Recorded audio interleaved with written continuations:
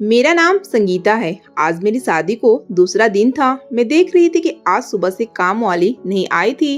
पहले 2 दिन तो काम वाली आती रही थी, लेकिन आज न जाने वह कहाँ गायब हो गई थी। मैंने जब अपने पति से पूछा तो वह बहुत ज्यादा घबरा गया था। मैंने कहा, आज काम वाली नहीं आई तो आपके पापा को कमरे में मैं ही खाना देकर आती हूँ। वो कहने लगा, नहीं, तुम्हें जाने की जरूरत नहीं है, मैं खुद ही लेकर जाता हूँ। उसने यह कहकर मेरे हाथ से ट्रे पकड़ी और वहाँ से चले गए।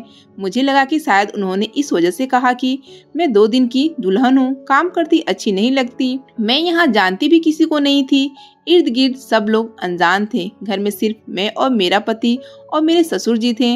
लेकिन मैं देख रही थी कि मेरे पति अपने बाप का ज्यादा फिक्र नहीं करता था। वो बीमार रहते थे, लेकिन मुझे उनके पास नहीं जाने देता था। मैं सिर्फ 1-2 बारी अपने ससुर से मिली थी, और भी सिर्फ उस वक्त जब वो सो रहे थे। 2-3 दिन तक मेरे पति काम पर नहीं गए थे।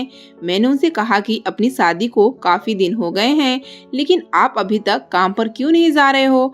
उसका जवाब सुनकर मैं थोड़ी हैरान भी हुई, क्योंकि वो मुझे अकेले घर में छोड़कर नहीं जाना चाहते थे। उन्होंने कहा कि वो जब तक किसी नौकरानी का बंदोबस्त नहीं करेंगे तब तक वो काम पर नहीं जाएंगे, क्योंकि मैं अकेली घर में नहीं रह सकती और उनके पापा की देखभाल भी नहीं कर सकती। मैं भी खामोश हो गई थी। 2-3 औरतें पहले तो काम के लिए हाँ कह जाती थी, लेकिन 2 दिन बाद ही आकर ये कह देती कि हम ऐसे घर में काम नहीं कर सकते जहाँ औरत की कोई इज्जत ही ना हो। उनकी बात सुन के मैं हैरान हो जाती थी। वो ऐसा क्यों कहती हैं? मेरे पति मेरी बहुत इज्जत करते थे और किसी लड़की की तरफ आंख उठाकर भी नहीं देखते थे। यह बात तो मैंने नोट की थी कि वह बहुत ज्यादा इज्जत करने वाले और मोहब्बत करने वाले इंसान थे। मैंने जब अपने पति से इस बारे में बात की तो कहने लगे, कोई भी औरत आए तुम मुझसे बात न किया करो, मैं खुद काम पर रख लूंगा जिसे रखना होगा। मैं खामोश हो गई थी। कुछ दिन बाद एक औरत आ गई काम के लिए, लेकिन वो बिल्कुल खामोश रहती थी। घर में भी डरी सहमी सी रहती थी, मुझसे भी ज्यादा बात नहीं करती थी। मैं छोटी थी जब मेरे पापा का देहांत हो गया था। मेरा दिल करता था कि मैं अपने ससुर की देखभाल करूं, उन्हें अपने बाप की जगह दूं, क्योंकि मैं हमेशा सोचती थी कि मेरा बाप नहीं है, मेरा ससुर भी मेरा बाप ही होगा। लेकिन मेरा पति था कि मुझे अपने बाप के करीब तक नहीं जाने देता था। मुझे सख्ती से मना करता था कि बहुत बुरा होगा अगर किसी दिन मैंने तुम्हें अपने बाप के कमरे के आसपास भी देख लिया तो। न जाने वो मुझ पर इतनी सख्ती क्यों करते थे। एक दिन मैं किचन में खड़ी खाना बना रही थी, वही पास नौकरानी खड़ी हुई थी। बातों ही बातों में उसको मैंने बताया कि न जाने मेरे पति को क्या मसला है, मुझे अपने बाप के पास तक नहीं जाने देता। जब भी मेरा दिल करता है कि मैं अपने ससुर की सेवा करूं तो वो गुस्सा कर जाते हैं। मैंने कभी जिंदगी में अपने बाप की सेवा नहीं की थी, इसलिए मेरा दिल करता है कि वो एकदम से कहने लगी, तुम्हारा पति बहुत अच्छा करता है कि तुम्हें अपने बाप के करीब तक नहीं जाने देता, और तुम्हारे लिए अच्छा होगा कि तुम अपने ससुर के पास भी न जाओ। मैं हैरत से उस नौकरानी की तरफ देखने लगी। वो भी मेरे ससुर के बारे में ऐसी बातें कर रही थी। मुझे गुस्सा तो आया, लेकिन मैं खामोश रही। उस दिन नौकरानी को कोई काम नहीं था, जिसकी वजह से जल्दी काम से चली गई थी। इसी वजह से मुझे ही अपने ससुर के कमरे में खाना लेकर जाना पड़ा। मैं उनके कमरे में गई, उनके साइड टेबल पर खाना रखा और उन्हें जगाने लगी। थोड़ी देर बाद उनकी आंख खुली तो अभी मुझे देख ही रहे थे। इससे पहले कि कुछ कहते, अचानक ही दरवाजा खुला और मेरे पति कमरे में दाखिल हुआ। उसने गुस्से में एकदम से उस समय मेरा बाजू पकड़ लिया और घसीटने वाले अंदाज में मुझे कमरे से बाहर लेकर गया। मैं बहुत ज्यादा घबरा गई। उन्हें क्या हो गया? वो गुस्से से मुझे कहने लगे, मैंने कितनी बार मना किया है कि मेरे बाप के कमरे में न जाया करो, इसके बावजूद भी तुम उनके कमरे में गई हो। अगर कुछ हो जाता तो मुझसे बुरा कोई नहीं होता।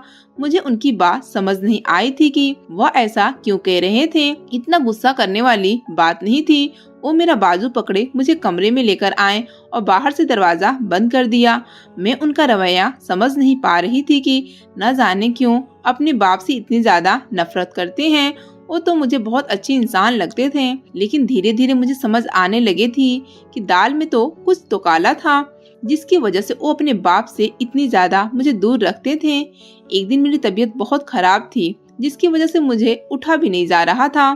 दोपहर के वक्त मेरी आंख खुली। जब मैं कमरे से बाहर निकली तो मैंने देखा कि मेरे ससुर के कमरे से नौकरानी निकल रही थी, मगर वो बहुत मुश्किल से चलती हुई आ रही थी। जाने उसे क्या हुआ था। उसके चेहरे पर पसीना आया हुआ था, बाल भी बिखरे हुए थे। उसे देखकर मैं परेशान हो गई। जाकर उससे पूछा कि क्या हुआ है। पहले तो वह घबरा गई, फिर यहाँ वहाँ देखने लगी, फिर कहने लगी कि कुछ नहीं हुआ, वो बस मैं फिसल कर सफाई करते हुए गिर गई थी। लेकिन मुझे उसकी हालत बहुत अजीब लग रही थी। मैंने उसे कहा कि अच्छा ठीक है, तो छुट्टी कर जाओ, बाकी काम मैं देख लूंगी। लेकिन उसने नहीं में सर हिलाते हुए कहने लगी, साहब ने मुझे मना किया है कि जब तक मैं घर न आ जाऊं तुम घर से कहीं नहीं जाओगी। मैंने कहा चलो कोई बात नहीं, जो बाकी ससुर जी के कमरे की सफाई रहती है मैं कर देती हूँ। यह कहकर मैं उस कमरे की तरफ जाने लगी। उसने एकदम से घबराते हुए मेरा बाजू पकड़ लिया। वो मुझे अंदर नहीं जाने दे रही थी। मैंने कहा क्या हो गया, मुझे अंदर जाने दो। तो वो कहने लगी नहीं, आप अंदर नहीं जा सकती। उसने मुझे अंदर भी न आने दिया। वो मुझे किचन में लेकर आ गई और कहने लगी आप नाश्ता करें। मैं उसकी हालत देख रही थी। खुद वो बहुत ज्यादा घबराई हुई लग रही थी। उससे तो ठीक तरह से चला भी नहीं जा रहा था। मैंने उसकी कलाई पर देखा जहाँ पर अजीब तरह के निशान पड़े हुए थे। मैंने अब की बार उससे पूछा नहीं था, लेकिन रात को जब मेरा पति आया तो मैंने उसे सारी बातें बता दी। वो कहने लगा अपने पति से झगड़ा करके आई होगी, तुम्हें उससे क्या है, अपने काम से काम रखा करो, ज्यादा नौकरानियों से सवाल जवाब न किया करो। वैसे मेरा पति मुझसे बहुत ज्यादा मोहब्बत करता था, लेकिन जब भी मैं ऐसी कोई बात पूछती तो सारी मोहब्बत भूल जाता और मुझ पर गुस्सा करने लग जाता था। मेरे पति ने मुझे सोने के लिए कहा और खुद भी सोने के लिए लेट गया, लेकिन मुझे बिल्कुल भी नींद नहीं आ रही थी। रात के न जाने किस पहर मेरी आंख खुली। मैं कमरे से बाहर निकली तो अचानक ही मुझे अपने ससुर के कमरे से चिल्लाने की आवाज आई थी। ऐसा लग रहा था जैसे किसी को डांट रहे हों। मैं बहुत ज्यादा परेशान हो गई थी। रात की इस पहर तो हमारे घर में कोई नहीं होता था। फिर वो किससे झगड़ रहे थे, किसको डांट रहे थे। मैं जल्दी से अपने पति के पास आई और उन्हें जगाया। वो मुझे गुस्से से कहने लगे क्या हो गया, इतनी रात को क्यों चिल्ला रही हो। मैंने जब उन्हें बताया कि न जाने ससुर को क्या हुआ है, वह किसी के साथ झगड़ रहे हैं, जाकर देखें कि कमरे में कौन है। मेरा पति एकदम से घबरा गया और कहने लगा तुम आराम से सो जाओ, कोई भी नहीं है, तुम्हें कोई वहम हुआ होगा। वो कमरे से बाहर नहीं जा रहे थे, बार बार मुझे कह रहे थे कि सो जाओ। मुझे तो कोई आवाज नहीं आ रही। मैं बहुत ज्यादा परेशान हो चुकी थी। मैंने गुस्से में कहा आपको अपने बाप की कोई फिक्र नहीं है, मैं ही जाकर देखती हूँ। तो उसने इतनी जोर से मेरा बाजू पकड़ा कि मेरे बाजू में दर्द होने लगा और मुझे कहने लगा यहीं सुकून से सो जाओ, कोई भी नहीं है। उन्होंने जाकर कमरे को लॉक लगा दिया और गुस्से में कहने लगे आप कमरे से बाहर ना निकलना। मैं खामोशी से वापस आकर सोने के लिए लेट गई, लेकिन बार बार मुझे अपने ससुर का ख्याल आ रहा था। रात भर मुझे बिल्कुल भी नींद नहीं आई थी। अगले दिन मैं अपने पति के उठने से पहले ही उठ चुकी थी। किचन में खड़ी नाश्ता बना रही थी, लेकिन अभी तक नौकरानी नहीं आई थी। मैं बहुत ज्यादा परेशान हो चुकी थी। नाश्ते का भी टाइम हो गया था और नौकरानी भी नहीं आई थी। उन्हें मेडिसिन भी देनी होती थी। मेरा पति उठ के आया। जब मैंने उन्हें कहा तो वो कहने लगे कोई जरूरत नहीं है मेडिसिन देने की, जब नौकरानी आएगी तो खुद ही दे देगी। मैंने कहा क्या हो जाएगा, आप मुझे भी कमरे में नहीं जाने देते और खुद भी उन्हें मेडिसिन नहीं दे रहे, ये कितनी गलत बात है। मैं उन्हें समझाने की कोशिश कर रही थी, लेकिन वो मुझे उस समय घूरे जा रहे थे। फिर कहने लगे तुम्हें उनकी वजह से परेशान होने की जरूरत नहीं है, वो मेरा बाप है, मुझे नहीं टेंशन तो तुम्हें टेंशन लेने की क्या जरूरत है। यह कहकर वो ऑफिस के लिए निकल गए। मैंने 2-3 बार तो सोचा कि जाकर ससुर को मेडिसिन और खाना दे दूं, लेकिन फिर मैं खामोश रही। आज काफी देर से नौकरानी आई थी, उसकी तबीयत बहुत खराब लग रही थी। मैंने उसे कहा कि अगर तबीयत नहीं ठीक थी तो छुट्टी कर लेती। वो कहने लगी नहीं, मैं नहीं चाहती कि जो कुछ मेरे साथ होता है वो आपके साथ हो। आपका ससुर आपके साथ कुछ गलत करे या आपको उनके कमरे में जाकर उनकी सेवा करनी पड़े। मैं हैरत से उसकी तरफ देख रही थी। मैंने उससे वजह पूछी क्या कहना चाह रही हो, क्या हुआ है तुम्हारे साथ, लेकिन वो कुछ भी बताने को तैयार नहीं थी। बस कहने लगी कि आप इस बात को छोड़ें और इस घर में अपनी हिफाजत किया करें। आप सोच भी नहीं सकती कि आप कैसे घर में रहती हैं। मैं तो बहुत मजबूरी में अपने बच्चों के खातिर यहाँ काम करती हूँ, वरना यहाँ तो कोई भी औरत काम ना करे। पता नहीं तुम कैसे बची हुई हो। फिर खाने वाली ट्रे उठाकर मेरे ससुर के कमरे की तरफ चली गई। मैं खामोशी से अपने काम में बिजी हो गई थी। मैं किचन के काम खत्म करके लॉन्ज में आई तो देखा कि नौकरानी लंगड़ाते हुए मेरे ससुर के कमरे से निकल रही थी। मैं हैरत से आज फिर उसे देख रही थी। आज फिर उसकी हालत ऐसे कैसे हो गई थी। मैं परेशानी के हाल में नौकरानी को देख रही थी। अचानक ही वो गिरते गिरते बची। मैंने जाकर उसे संभाला और कहा, क्या हो गया है। मैं उसकी आंखों में तैरती नमी देख रही थी। ऐसा लग रहा था जैसे बहुत मुश्किल से अपने आंसू कंट्रोल कर रही हो। थोड़ी देर बाद घबराई हुई कहने लगी, मुझे घर जाना है, बेटी की तबीयत बहुत ज्यादा खराब है। वो ये कहकर चली गई। मैं जानती थी कि कोई न कोई मसला जरूर था। कुछ तो ऐसा हुआ था जिसकी वजह से वो ऐसे चली गई थी। मैं भी अपने कमरे में आ गई। अचानक थोड़ी देर बाद मुझे बाहर से अजीब किस्म की आवाजें आने लगी। मैं जब कमरे से बाहर निकली तो लॉन्च के पास आग जल रही थी, जैसे कोई चीज जल रही हो। मैं जल्दी से बाहर गई। वहाँ पर ऐसा लग रहा था जैसे कुछ तस्वीरें और फ्रेम पड़े हैं जिन्हें किसी ने आग लगाई हो। मैंने जल्दी से उनके ऊपर पानी डाला। मैं बहुत ज्यादा घबरा गई थी। मैं तस्वीर को देखने लगी। वो किसी औरत की तस्वीर लग रही थी। मैंने जल्दी से अपने पति को कॉल की। वो थोड़ी देर बाद आ गया। आते ही मुझे देखने लगा और जल्दी से पूछने लगा, तुम ठीक तो हो। मैंने हाँ में सर हिलाया और उसे बताया न जाने किसने आग लगा दी थी तस्वीर को और यहाँ पर पड़ी हुई थी। वो मुझसे नौकरानी के बारे में पूछने लगा। मैंने बताया कि वह चली गई है। वो गुस्से में कहने लगा, वो इतनी जल्दी क्यों चली गई है। मैंने उसे कहा भी था जब तक मैं वापस ना आ जाऊं तुम कहीं भी न जाना। मैं देख रही थी मेरा पति बहुत घबराया हुआ लग रहा था। मुझसे पूछ रहा था कि तुम ठीक हो ना।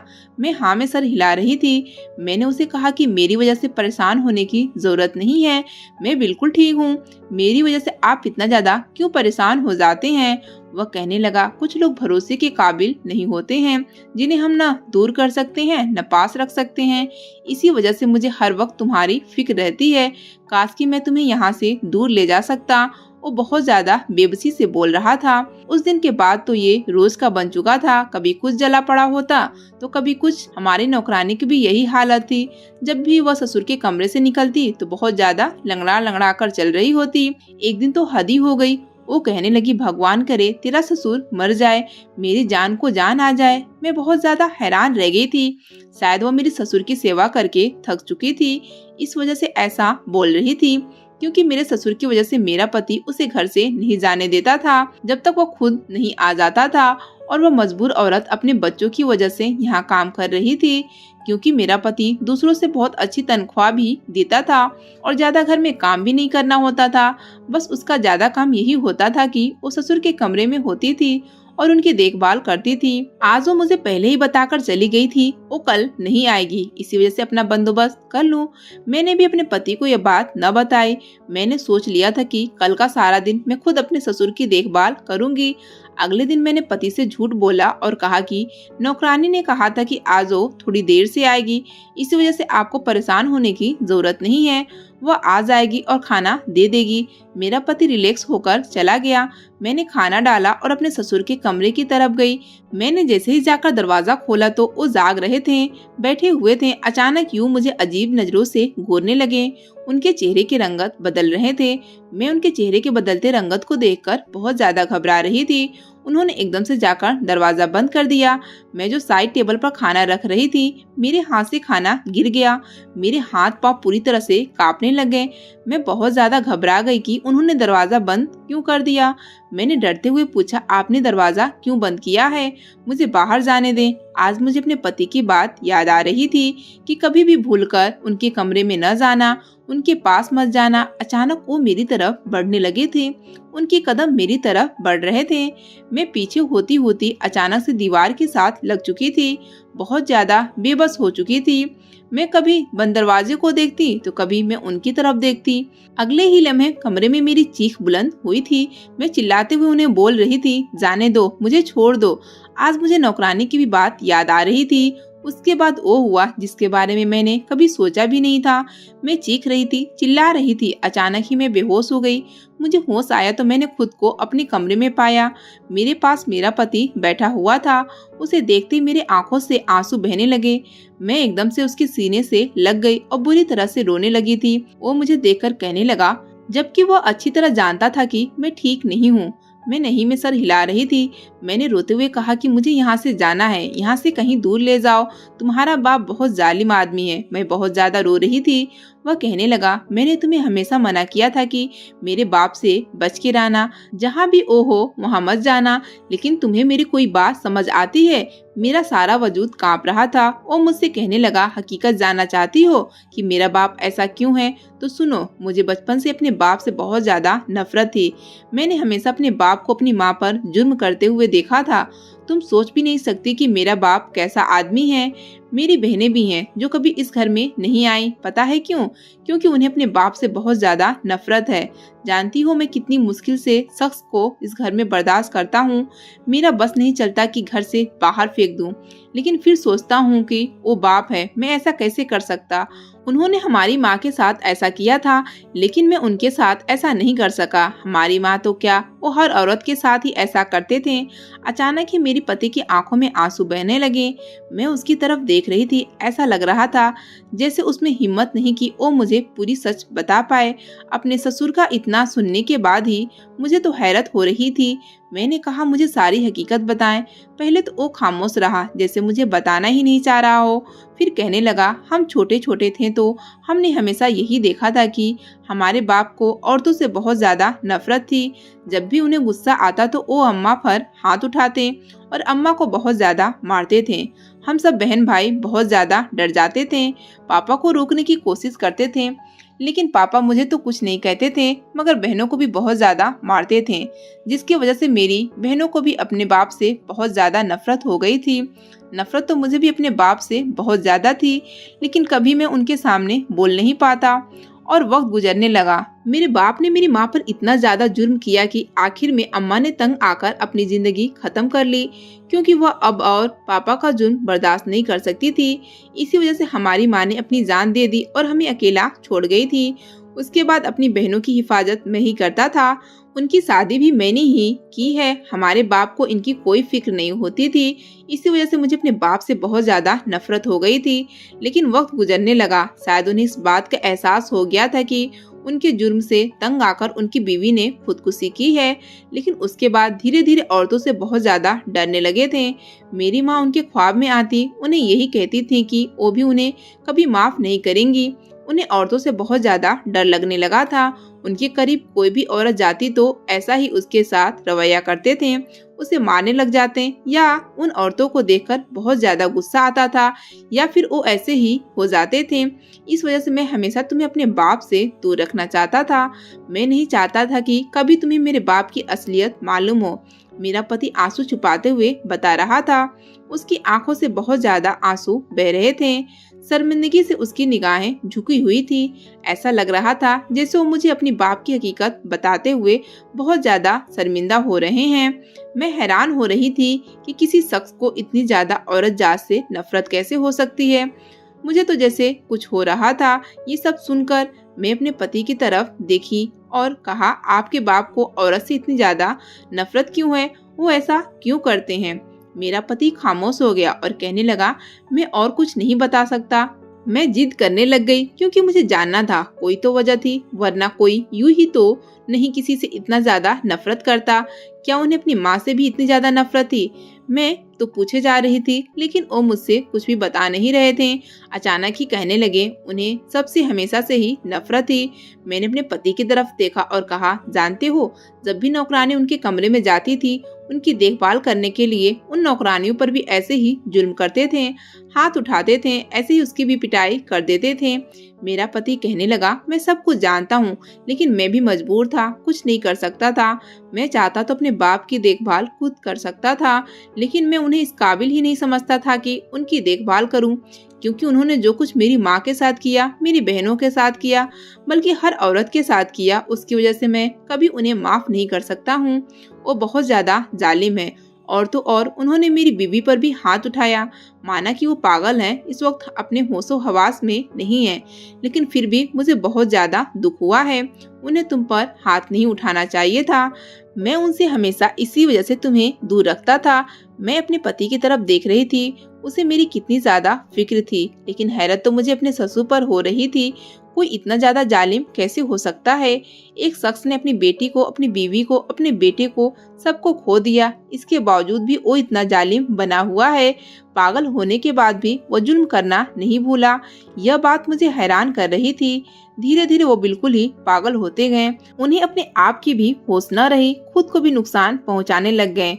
उन्हें शायद खुद पर बहुत गुरूर था, जिसकी वजह से वो औरत को कुछ नहीं समझते थे। और जो लोग ऐसे होते हैं, आखिर में उनका अंजाम बहुत बुरा होता है। इसी तरह मेरे ससुर का भी अंजाम बहुत बुरा हुआ। उन्होंने खुद को भी सजा देना शुरू कर दी। कहानी पसंद आई तो वीडियो को लाइक करें। चैनल पर नए हैं तो चैनल को सब्सक्राइब करना न भूलें।